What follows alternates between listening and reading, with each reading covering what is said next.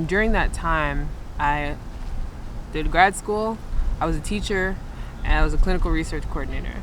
And on top of all of that, hello, YouTube family, I am at the park again, and I look like a walking contradiction. Sun hat on, and I have this jacket on. It's like chillier in the shade, warm if you're not in the shade. So it's like, I'm comfortable. Okay, thank you. So in this video, I just kind of wanted to go through my journey to medicine, how I ended up here. But I think it's good for people to see like that you don't have to go straight into medicine directly from undergraduate, and you can take the windy path less traveled. The reason why I didn't go straight into medicine from undergrad is because I wasn't ready. By the end of senior year, I was like, wait, okay. And so I knew that I needed to bolster my application in different ways. So I did my graduate program in neuroscience, and I did a concentration in public health as well.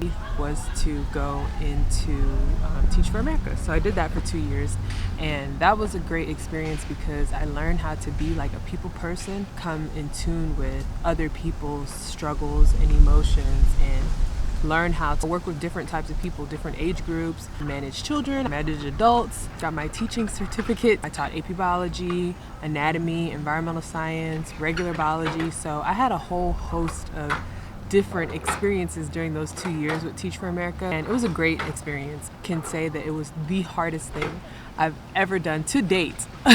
Mind you, I have finished my first year of medical school. Teaching high school was the hardest thing I've done to date, for sure. It's the most invaluable experience, and I wouldn't take it back for anything. Like I've grown so much as a person, and I know that I'll be a better doctor because of my students and the connections that I made while I was a teacher. So I'm glad I did that.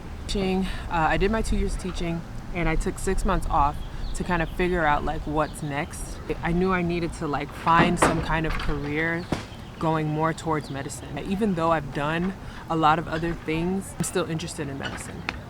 I applied to become a clinical research coordinator. I helped cancer patients go through clinical trials, and that includes like explaining the medication, chemo, radiation, immunotherapy. That was really great because I got to work with patients like directly, also work directly with physicians. So it was like a great liaison type of middlewoman position, and I loved it because it was like, okay, I'm using what I learned as a teacher to continue to make great connections with people, but now I can apply it in a field that kind of mimics what I maybe want to do later in the future. I don't know. So I love being a clinical research coordinator. That was hard too, because if you're not organized enough to keep track of their treatments, they could miss a treatment, and that could impact the like regression of their cancer. If you like being challenged and learning about science and learning about patients and working with doctors, I think it's a great job in and of itself. But I felt like being a clinical research coordinator was calling more on my skill level and my education.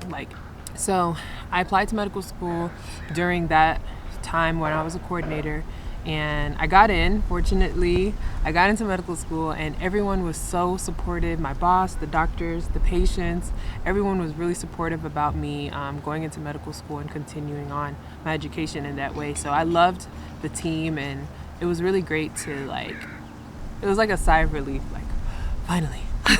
People do like 1 or 2 gap years, but I did 6. And during that time, I did grad school, I was a teacher, and I was a clinical research coordinator. And on top of all of that, I was also doing MetaMode, as you guys know, my clothing line. I started Metamarché, which was the marketplace, and also the WIN project. So those 3 things were also happening in the background while I'm trying to get into medical school. And all of those different experiences that I was doing made my medical school experience enjoyable, because when you have stood in a classroom of 35 teenagers who look about your age and they're blinking at you like, what you about to do? There's not much more difficult things than that, honestly. Don't get me wrong. It was stressful. Tears were cried during the first year, anxiety, everything. It happened for sure. But I know that if I hadn't had more difficult experiences prior, would I have made it out first year alive? I don't know. Yeah, those gap year experiences were pivotal in my like getting into medical school, because when I was doing my interviews, that's what they were asking me about. They wanted to know about, oh, how did you learn how to sew? Where did that creativity come from? What is this wind project? What did you guys do in Niger? How did you raise the funds? That's what they were asking about in my medical school interview, because I had so much I felt like I had a lot to bring to the table because I've done so much. My teaching experiences were called on. My experience as a clinical research coordinator we didn't talk about that much. And I thought that was interesting because that's literally like in the medical field, but they were more interested in my designs. They were more interested in connections I made with my students. So I know for a fact that was integral into me getting into medical school, and I know that those experiences will make me a better doctor. Like, who wants a stiff doctor? I'm just kidding, I don't know. And I would put myself in the doubt category because there were times where I was like, am I going to become a physician? But around March, April, I still hadn't had a secured acceptance. And I had interviews, but nothing had been confirmed yet. And so when I got my acceptance letter, I was in Nordstrom and I cried. Like, I was in Nordstrom Rack, let's be real. I cried my little eyeballs out. I called my sister. She was the first person I called. I was shaking.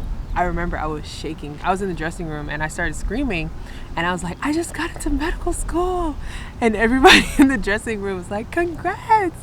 And you know, even today, like, even being here at Stanford now and doing research and shadowing doctors, sometimes I'm like, is this real?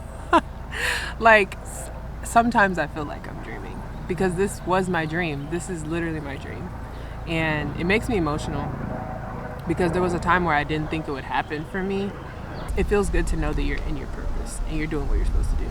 That's my journey, how I got to medical school. Comment down below what y'all want to see, what y'all want to hear. But I think it was important to share my journey because a lot of people think that they have to go straight, and they don't. If you know that medicine is what you want to do and this is your path, grand scheme of things, 2 years in between undergrad and medical school isn't that big of a deal. Once you start that path, there are opportunities to do things like research, but when am I going to have a chance to be a teacher again? I wouldn't be able to do it through Teach for America for sure.